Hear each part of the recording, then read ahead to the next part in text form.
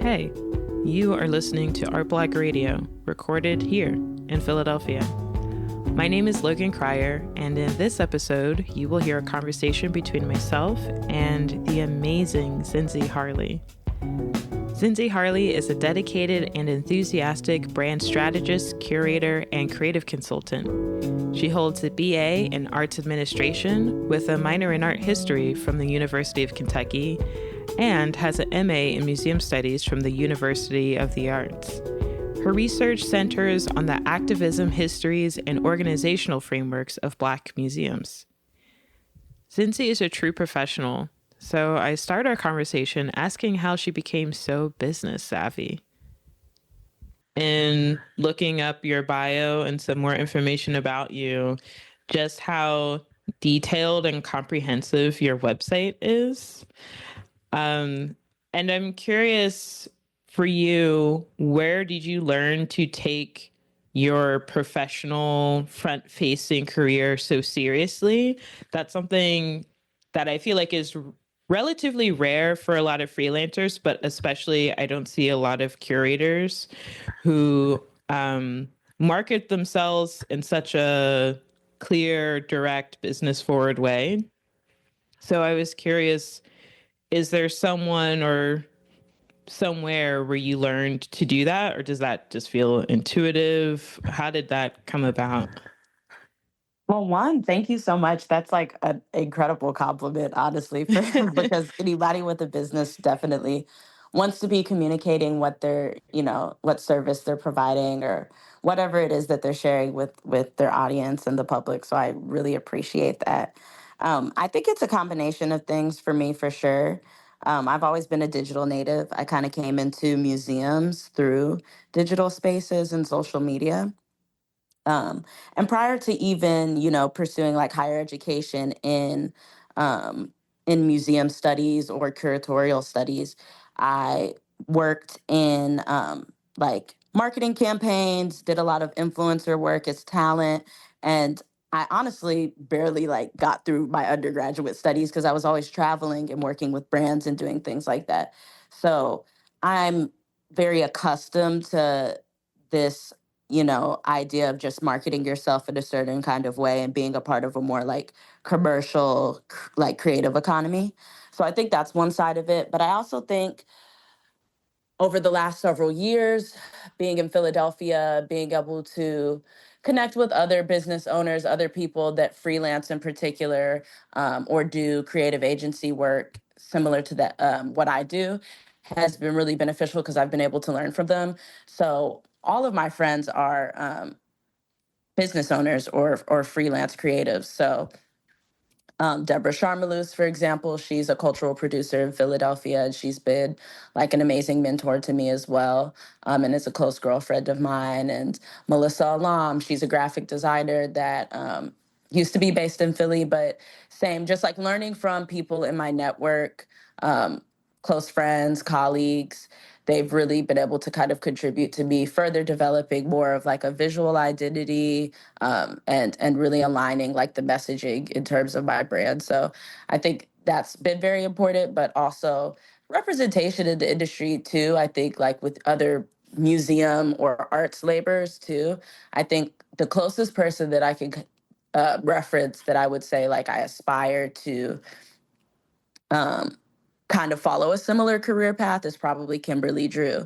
A lot of people think of her as like this influencer, maybe within museum spaces, but she did come into museums through social media, outside of her academic studies, and now she's moved into more curation and more, projects that are allowing her to like do more institutional work. So yeah, I think that's a more well-rounded answer for how I've been able to format myself to be able to share what I do with the world. That's really interesting. I would imagine that part of that pathway from social media influencer to museums is just understanding that there needs to be some sort of interface in which a subject interacts with an audience. Mm-hmm. And museums have, I guess they call it different things, but roles that are designed around visitor engagement. But to take that into a curatorial space is interesting because it's saying it's not just about getting people into the space to respond to the content. What the content is has to change in such a way that people are even interested in engaging in it that way. Yeah, definitely. Yeah, I would Yeah. say one of my overall goals has always been to like make museums mainstream. As much as it's become very trendy to go to museums and participate in more engagement with material culture and visual culture, I think that there's still a lack of accessibility and true connection to museums for a lot of the visitors. And we really don't have the best protocol or practice around audience evaluation. There's several archetypes that you would study if you were to, pursue like a museum studies degree, that would teach you kind of about what types of visitors attend museums. But there's so many different individuals that come to museums for different reasons. So it's a very limited scope of the way we think about the visitor. So I've always wanted to make the material within museums more representative of the people that are in the community, but like you said, make it more digestible for folks. So uh, I remember working at the PMA when I first arrived to Philly during my graduate studies at UArts. And I was just working in development and visitor services. But like I said, I had always really had my hand in social media and PR and was connected to a lot of different brands and folks just through my network.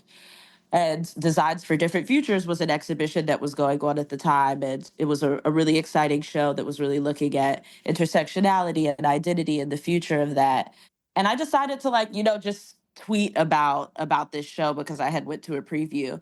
And I had a friend that worked at Fenty Beauty. Rihanna's whole line was in the show. And I thought that was really cool. And I'm like, this is a really interesting moment to see in a museum of like a Black woman's brand being featured in this context.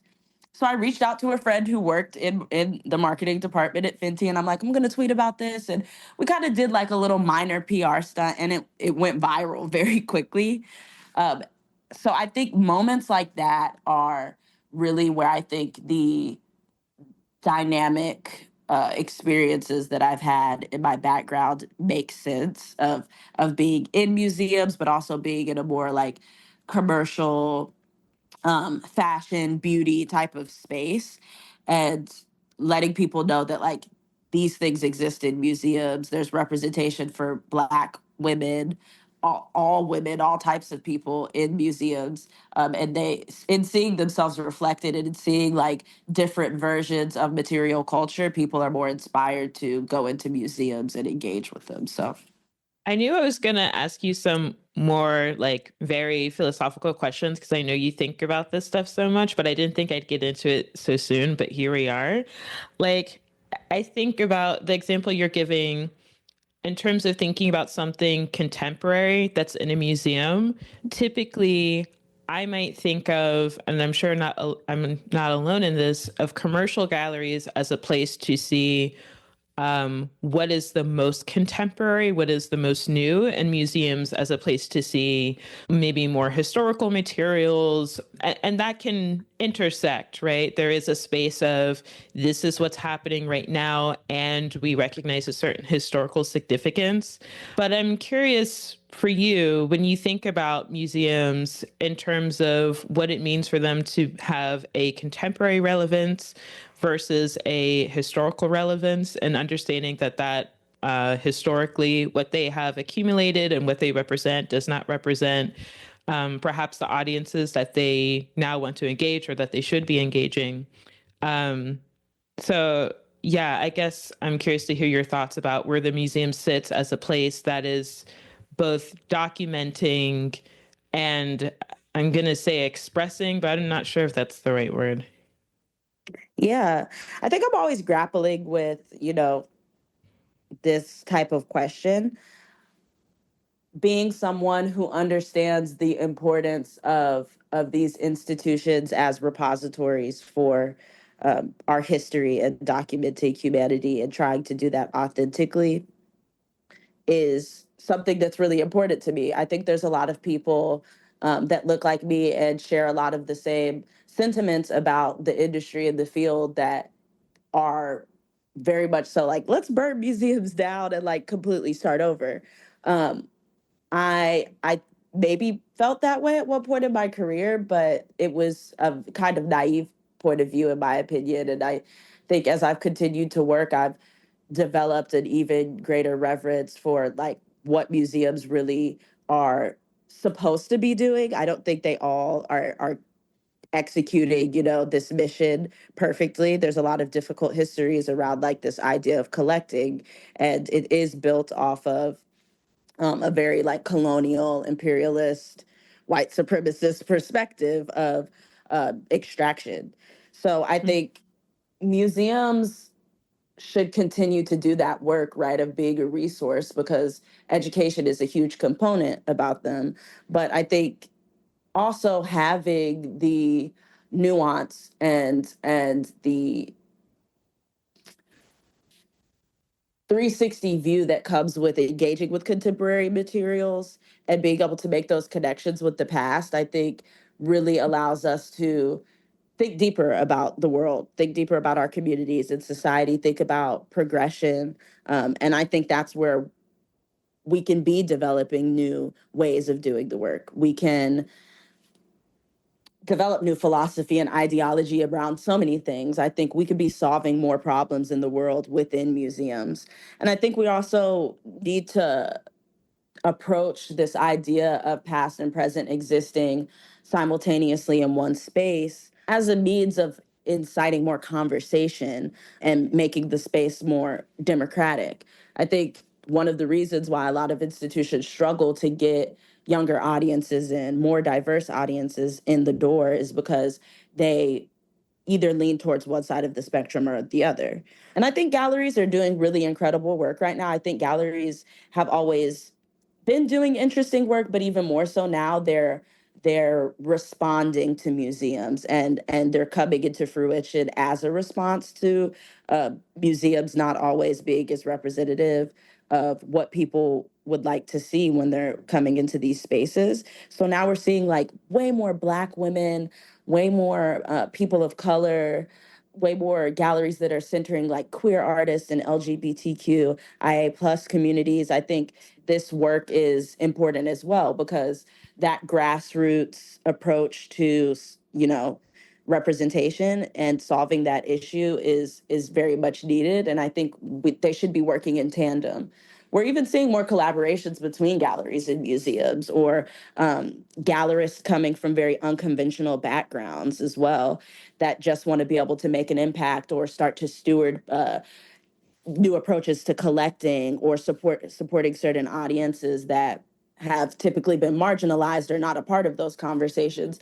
So I think it's very important to think about past and present history and contemporary material all at the same time. It just gives us a more dynamic view of issues in our communities and how we can solve them, and storytelling. So these are Um, great questions. Like it's really refreshing to be able to talk about these things. I'm always like trying to make it more clear what my mission is as a curator. And I initially always approached it from this perspective of like, what is my curatorial statement, right? Like as an artist. And I'm realizing more and more like just really owning up to like how I've come into this field is a huge part of what has led me to the approach that I take to the work. So a lot of curators will, state what their interest is and their like hyper niche like specialization is. And of course, like I love Black contemporary art. African art is something I'm very interested in. Contemporary image and visual culture is something that I'm very passionate about as well. But I've come to realize my main mission is to use digital space, use these tactics and like more unconventional means of engaging the audience and the visitor to leverage these institutional structures. Curatorial practice is so glamorized, but there's so much activism that's happening in every single department of the museum. And the more that we get people to see that and understand their worth in these spaces, I think it will continue to sustain us to do this work. But I also think will continue to steward new people that will provide, deeper perspectives into doing the work. And that's what's going to transform the museum. Because these institutions, it's just a matter of shifting the perspective internally so that we can change the hegemony. There's nothing wrong with having like hierarchy and a structure to doing things, because it means you can touch a lot of people and make a large impact. But it more so is about like, what kind of impact do you want to have? You always have to go Mm. back to that question of the why you're doing this and who you're supporting in doing this. You get concerned about, I don't have the statistics on me, but I recognize that many art administrative curatorial programs in colleges are closing. I mean, I know just in Philadelphia, like you mentioned, going to UArts. I went to Moore, which had a curatorial program that shut down a few years ago. Does that concern you, even with the awareness that maybe the way people start to enter those spaces is not necessarily through those programs directly? Like, it is interesting to think about what are the other fields of study through which someone could come to museums and try to, I'm going to say, solve the problem of museums outside of approaching it through a certain practice or study of this is what curation looks like and this is how museums run. As someone who's had that educational background, I'm curious what you think about that. Yeah, I definitely think it is. It is a little concerning to me, just to see the lack of support for people wanting to do this work. And I think education is a huge thing that was instilled in me growing up, is just to be a lifelong learner. So I think just not having those resources there is definitely not of benefit to so many people. But I think it does offer up the opportunity to, like I said, take a different approach to the work. I think seeing interdisciplinary collaboration in exhibition spaces has always been very inspiring to me, and I think it leads to really innovative work that progresses the field. And I love spaces that prioritize like this interdisciplinary work. So I think it offers up this opportunity to make it what you will. And I think that's what a lot of graduate study programs really are. They're not as much about like exactly what you're doing in the curriculum in the class. Yes, you're going to learn about some of these like traditions of curatorial practice. You're going to learn about the institution and how it came to be, and that heritage behind it.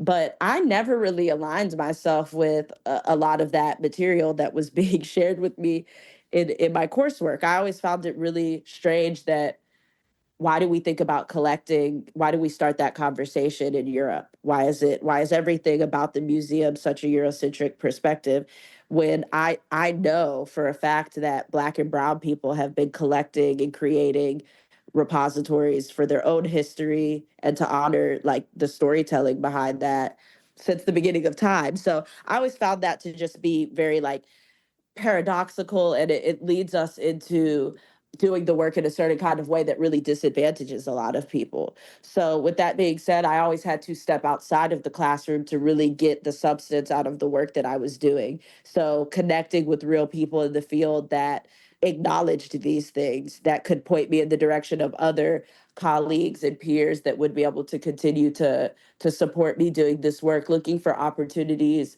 that I felt were more decolonial than what I was being offered maybe in an academic space. And we all know academia comes from the same, heritage as museums and institutions, and they center the same people. So I think it was very important for me to always look outside of the classroom, regardless of, that being something that I was consistently pursuing. And even now pursuing the PhD in art theory, aesthetics, and philosophy has been really interesting, because initially when I had applied to school, I was going to apply to like 6 different schools. I had been talking to my mentors and just felt a lot of stress and concern about like going back into an institutional space again. And they really advocated for me to look for programs that were more conducive of the types of thinking that I was already having about the institution, and not wanting to center it, but wanting to think about the artist and society, and how we're engaging in thinking about the world. So, the program that I'm in now with Institute for the Doctoral Studies in Visual Arts is a really different program. It's very innovative in the way they think about art education. So I think, yeah, you always have to advocate for yourself and your own belief system, especially if it's not prioritized within the space. And it's sad to definitely see a lot of these programs closing. And I know it's been so hard on students, particularly in Philadelphia. I've also been able to see like some of the response by other organizations that definitely don't have the most resources, but are trying to accommodate, so many people that are going through this really tough transition right now. So it's always inspiring, because I think it definitely allows us to see the interdependence of a lot of these communities, and the fact that there's people that really care about doing this work. But I also think you really have to, it's a DIY. Like so much of the work that we as arts laborers do is that you have to make this experience what you want. And so many curators and folks in the field have these careers that are, by the end, everything makes sense. But throughout much of it, we're like just piecing together different elements until we become these well-rounded professionals. So Oh, I love that. So when you first went to school and you graduated with an arts administration degree, is that correct? yes, yeah, I graduated from University of Kentucky with a BA in arts administration and a minor in art history. Did you know going into school that that's what you wanted to study? And when you decided that was going to be your field of study, was there a turning point in terms of what you thought that area of study would lead you to versus what it actually inspired you to start doing? Yeah, that's a really good question. When I actually went off to college initially, so I'm from Nashville, Tennessee. A lot of people don't know that I'm actually, like, I'm from the South. I was born in Louisville, Kentucky originally. So I've spent most of my youth in the South. Going to University of Kentucky, coming out of college, I mean, coming out of high school, I had lived in a predominantly white area, very like affluent at the time. And a lot of, the messaging that was given to me, even applying to college, was like, one, some of these schools that you're trying to apply to, like, you're being real ambitious. And I always hated that, because I'm like, why are these people telling me that I can't like strive to go to some of these colleges that I wanted to go to? But on top of that, it was just more so like, what degree can you get that's going to result in you making money or having some sort of like role that's more respected in the world. And I initially studied biology when I went to college, but prior to even graduating high school, when I first went to high school, in my like freshman and sophomore years, I went to Nashville School of the Arts, which is a fine arts school. So I had always really been into the arts, and performance art in particular was what I studied while I was there. So I was just a nerd. I loved performance. I loved the arts. I love to read, all of these things. And once I got into college, I'm like, why am I pursuing this degree when this isn't really what I love? Like, there has to be a level of discipline, I think, with anything that you really commit yourself to study. And I didn't feel this conviction to be as disciplined about showing up for these biology courses. But as soon as I started taking these art history courses, I was just so engrossed in them. Like, I would show up for all of my classes. My professors were so passionate. I honestly got to study under like a titan in African art history when I was at University of Kentucky. Her name is Dr. Monica Vasona Blackman. And it was just, I think that really impacted me thinking about like my future and what I wanted to continue to study.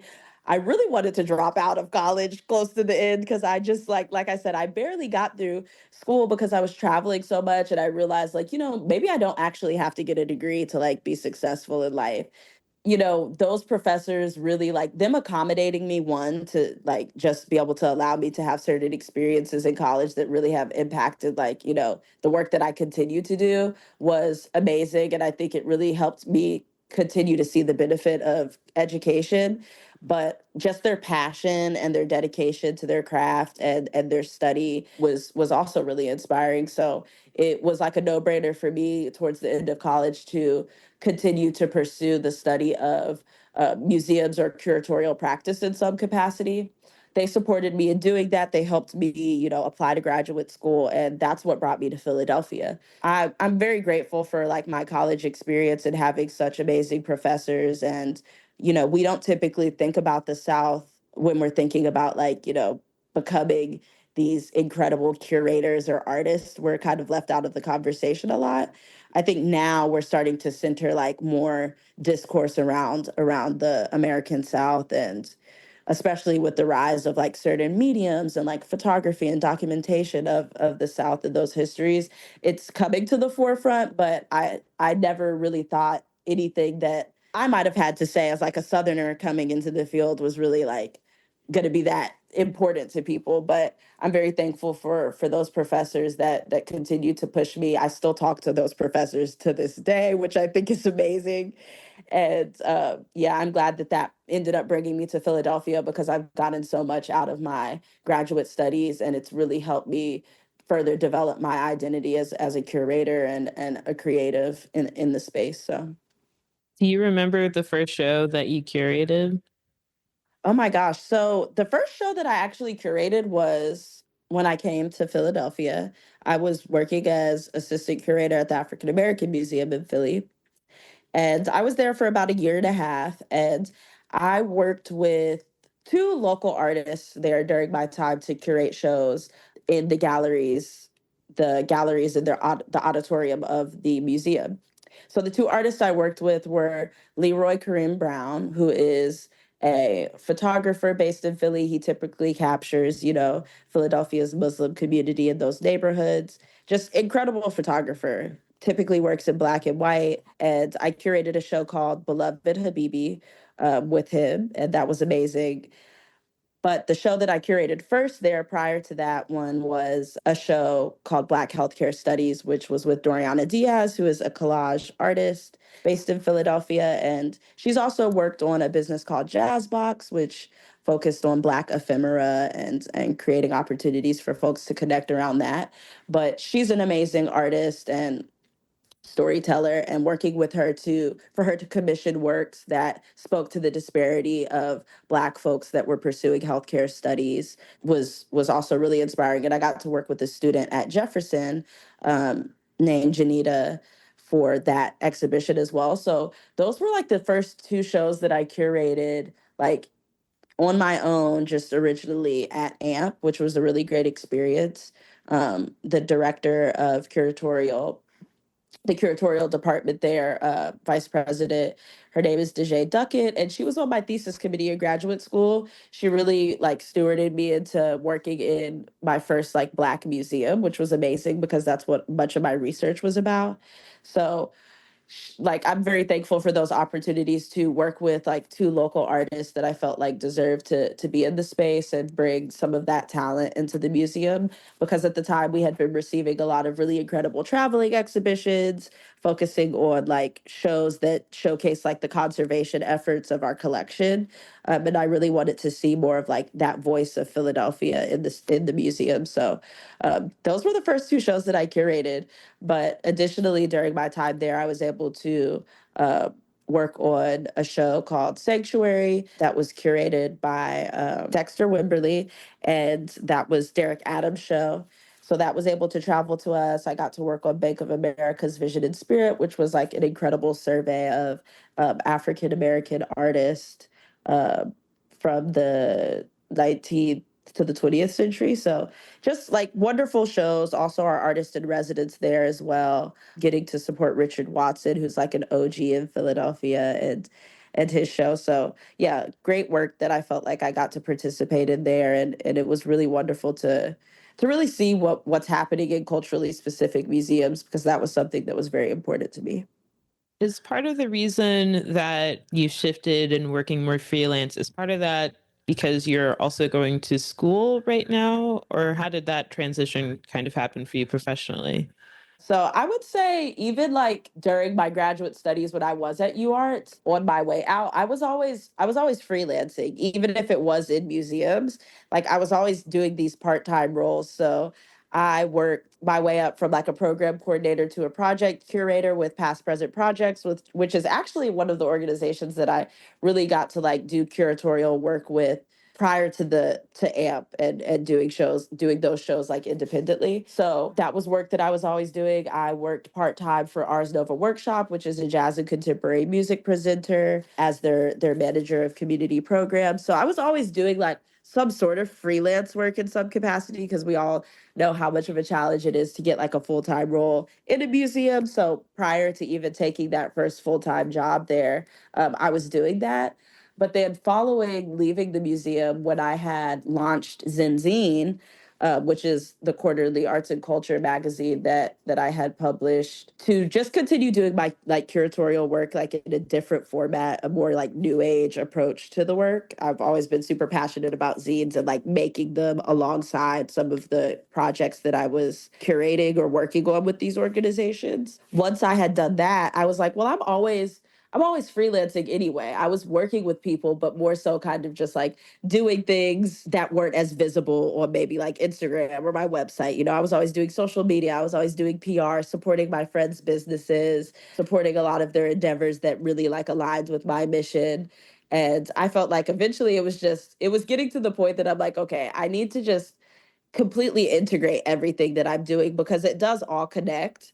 And I think it's been interesting because now it is really starting to make more sense, and it takes time for that to happen sometimes. But yeah, I've always been like a digital native, like I said. So I've always been working in that space. I've always been interested in like representation and optics and PR and connecting with the community in that sense. And working on different public programs, stewarding like people into museums in certain capacities. So once I realized these different like opportunities that I was offering to people, these services that I was offering, I felt like I had enough to build off of the magazine as like a proof of concept for a lot of the work that I do, and house all of that under a creative agency. So now Zindzine is operating through both of those channels as like this platform, but also as a resource for artists, creatives, or spaces that are interested in prioritizing like the storytelling of artists and creatives.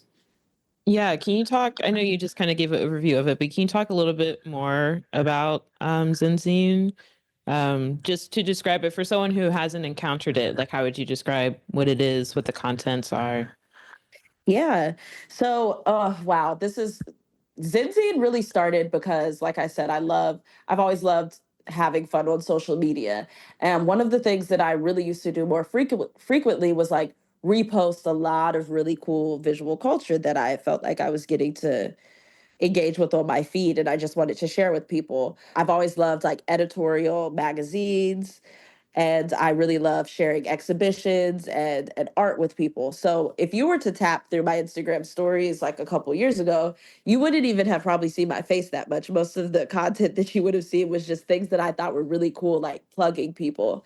And I thought to myself very often, like, how can I make these Instagram stories like live beyond like the 24 hours that they appear for people to look at? And I chatted with a friend about that one day, and I was telling him, oh, I would really love to like start something with this. A couple weeks later, this friend hits me up and is like, hey, I made these logos for you. And I'm like, this is so Whoa. awesome. They look amazing. Like, and literally he tells me that I should call it Zindzine. He had made these logos, and I'm like, oh, this is awesome. This is so cool. Like, this is a great name. I love the spin on it. I didn't think about naming it after myself, but it does make a lot of sense because, the work that I do very much so embodies like my own identity and like multicultural background and my interest.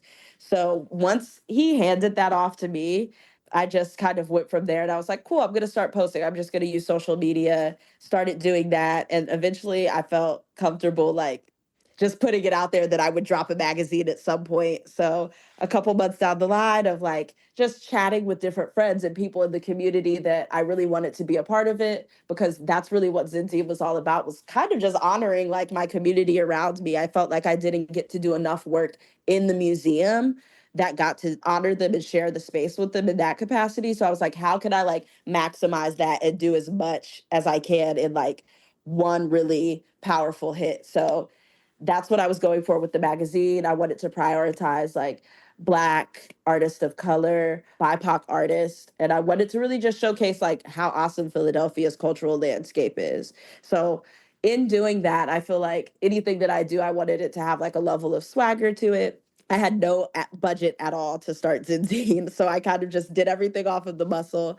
And I had friends hit me up that were interested in like supporting it, and eventually, honestly, just having faith in the project and being really ambitious, we were able to get support from a brand that I had been working with called Newly, which is one of Urban Outfitters subsidiaries.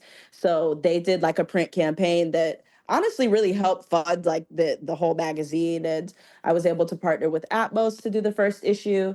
It was called For the Love because Philadelphia is the city of brotherly love and sisterly affection. So yeah, that was really my mission with the first magazine. And then I wanted to just improve the concept and then get deeper into some of that storytelling with the second issue. So then we released Concrete Carnival, which was all about connecting the West Indies to the East Coast because I am of Caribbean descent. My family is from the U.S. Virgin Islands, aside from being from the South as well. So I was just very interested in, showcasing like the intersectionality of that culture because there's so many different people that come from that cultural heritage, especially in Philadelphia. I had been working on a like recurring party series with a DJ named Sibby Live that I had uh, been freelancing with as well. And I felt like it just really aligned. It was this really awesome summer of just like really being inspired and enjoying like connecting with other people from my community. And I wanted to take that into the magazine. So yeah, it was just, I think that second issue was even more beautiful from like a design perspective, but I think it also started to really bring out even more of my curatorial voice. And with that second issue and that series that we had been working on that summer, Allspice World Dance, which was, just like a reggaeton dance party that we were doing. I had been invited by the National Liberty Museum to work on another project about the power of music and like amplifying that storytelling as well. And they thought the series was really awesome. So they decided to take the photography that we had documented of that summer and put it into an exhibition that they were doing. So it was really cool to just see how it went from like engaging in real life with folks in my community in like a really cool way, which I think a lot of people don't imagine. Like you don't go into a museum and think you're going to see pictures of like a reggaeton or dance hall party, right? So to see it go from like a real life event where people were connecting with me, I could be myself. I wasn't thinking about myself just as a curator, but just as a person who was a part of this landscape and had friends and was connected with my community, to doing the magazine, having this like visual culture that came out of it because we did commission a lot of the shoots for the magazine in-house. We made those ads ourselves, and to like not only make beautiful images, because I think a lot of Black artists are really in the business of like contemporary image right now, but also like thinking of the image as an object and developing language around that. So that, like I said, that was something I was always interested in. So with the second issue, I really wanted to dive even deeper into that.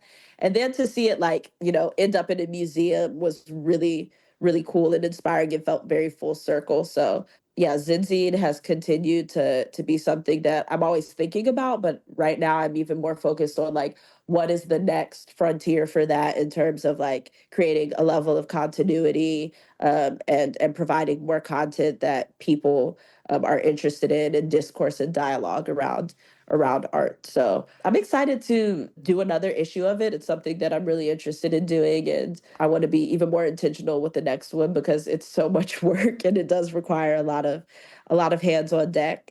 So yeah, there'll be more coming with Zindzine, and for now I'm really hoping to be able to continue to leverage that creative agency aspect of the work that we're doing and show up in person and continue to bring folks into museums. Yeah, when we're done this interview, I definitely have some like follow-up things I want to ask about just on a personal level. But to kind of close out, I'm curious if you could articulate this, and I'm sure this is something you have thought about for many years, but especially at this moment are thinking about in your approach to becoming a doctorate. I'm curious how you would articulate what is your area of expertise. And I think it's interesting how you've talked about how you've had all these experiences and all these things. Are you able to summarize what your expertise is? Does that feel clear or does that still feel like something you're figuring out? Yeah, I think I'm still very, very early in my career. I feel like I'm still at the genesis of, what my story as a curator is. I know what my interests are and what I hope to continue to be able to provide more insight and expertise into the work that I do in terms of like the collaborations that I do, whether it's like sitting on juries or curating shows. So I'm always looking to bring artists of African descent into the conversation. So I definitely prioritize art, design, material culture of the African diaspora. Does that include Black contemporary art sometimes? Does that include art from the Caribbean? Yes. So I think that's a more general way of describing what my particular interest in terms of a aesthetic. But I think in terms of the expertise that I provide overall when it comes to the institutional work that I do, it's very much so about centering Black women and the activism that they've continued to contribute to the field is very important to me. And I think in pursuing the doctorate, hopefully I will be able to create some sort of resource or anthology that really chronicles this history. I think Black women have been incredible leaders within these institutions, particularly Black museums. But from every standpoint, they've been so innovative and continue to progress the field, whether that's like artists and their studio practices, the institutional work, like I said, that they're doing, coming up with new ways to interpret material and program around these shows and the work that's happening in these spaces, championing diversity and equity in these inclusivity efforts within museums. So I think Afrofeminism and womanism has always been an approach of care. And I think that's something that's very true to my curatorial practice is that I legitimately care about, the people that I'm bringing into these spaces. I care about what they have to say about the work. I care about how they go about doing the work and whether they're supported in doing that. I think it's just a matter of me as a curator to do what I feel a curator is supposed to do, which is advocate for artists, because I think that they're doing a lot more of the heavy lifting. I think what I get to do is really have fun, get to pose these questions, get to, kind of support them in going deeper with the work and being able to be even more impactful. And I honestly think that just like the opportunity to showcase my own taste is something that I love about being a curator as well. But yeah, I'm always prioritizing art of the African diaspora, prioritizing artists and Afrofeminism. And I would say that is definitely my like expertise and the particulars that I have been wanting to focus on these days within my career. So And if there's someone listening who is resonating with those topics or has resonated with anything that you are doing currently or have done in the past, is there a way that they can reach out to you, that they can collaborate with you? yeah. Yeah. So I'm always really accessible through email. My email is zindziharley@gmail.com. So if you ever want to drop me a line, I love when people send me correspondence. And, even if it's just somebody looking to like be mentored or wanting to connect more about the work that I'm doing, I'm happy to chat. My website is a really great way to access me. So zindziharley.com. That's where you can learn more about Zindzine, the services that I provide and the programming or ways that I'm showing up in person as well. And then additionally, like I said, social media is a really great place to access me as well. So my Instagram handle is Zindzi Lohan. So ZindZiLohan. Yeah, I've always been super cheeky. So yeah, that is the perfect example of my love for social. So yeah, those are great opportunities to connect with me. Another thing that I'm super passionate about is Black Girls in Art Spaces, which is an organization of an incredible Black woman named Casey Merriweather Hawkins. I've been able to found the Philadelphia chapter here and have been able to do some really incredible meetups and bring Black women into museums. I'm really excited about 2025, and hopefully we'll get to do a couple more meetups this year at some great museums. We've had amazing like Black shows delivering throughout Philadelphia recently. So if you're ever looking to like see me in person, I would say always look out for Black girls in art spaces and like what they're doing in Philly, because I'll most likely either be there hosting or supporting in some capacity. So yeah, those are a couple ways you can connect with me. Well, thank you so much for talking with me. Yeah, this has been awesome. I do definitely feel way more like energetic now that we've like, powered through this combo. But it always brings more clarity, honestly, to the work that I do and how I articulate that, just being in conversation and community with people. So I definitely appreciate it. Thank you for listening to Artblog Radio. Please be sure to listen to our other episodes and to check out theartblog.org for more content on Philadelphia arts and culture.